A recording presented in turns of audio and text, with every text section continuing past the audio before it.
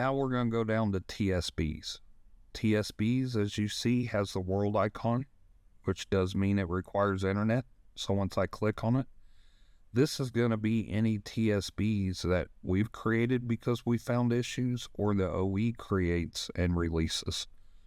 So if there's a TSB for checking injectors, you highlight that, click the check mark, and then it goes into the information of that TSB. You come down, you highlight your engine, and then it goes in here and walks you through that TSB. And then back, takes you back